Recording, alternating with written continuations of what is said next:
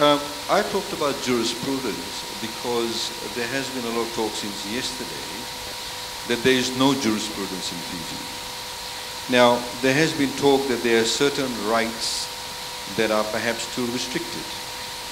Now, obviously, those rights, if you feel they are being restricted, somebody needs to take the matter to the courts. Somebody needs to test the provisions within the Constitution. So whether you do it pro bono or you want to charge them, anybody in this room, I would suggest it pro bono because if you think there's a general sense among some lawyers that people do feel there needs to be some form of elucidation through the court system, then bring those matters to the court. The question you need to ask, and anybody in this room needs to ask, is how many people actually have been, for example, charged under various breaches of those rights, or they feel that themselves their rights have been breached. Of course, there are certain rights that have been breached. The DPP's office has to deal with those rights, accused persons. Many of those people actually have those matters dealt with.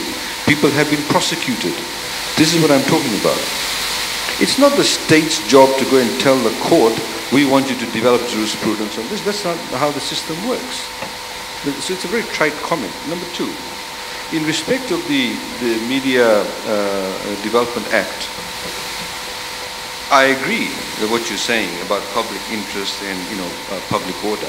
It actually has not been tested.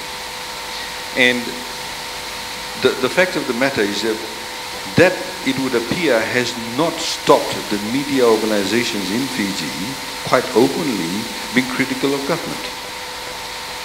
Now, as I've said to William also, that not at any point in time did the media organizations come together and say, look guys, let's have a discussion. Let's have a meeting about this. We have people on the periphery making comments on social media and other places, but not offering solutions, not wanting to have a dialogue.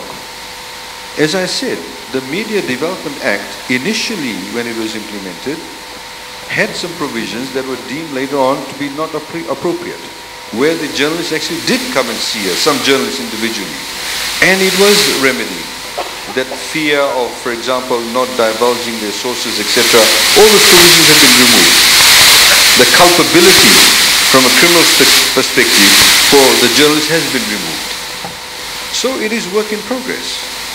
Let's sit down and work together and see what we can do to improve it.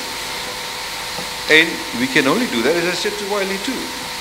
The Law Society, we had a couple of meetings. You have submissions, you come and sit down and talk, we can discuss. And let's try and improve the law, if there is a need for improvement. Thank you.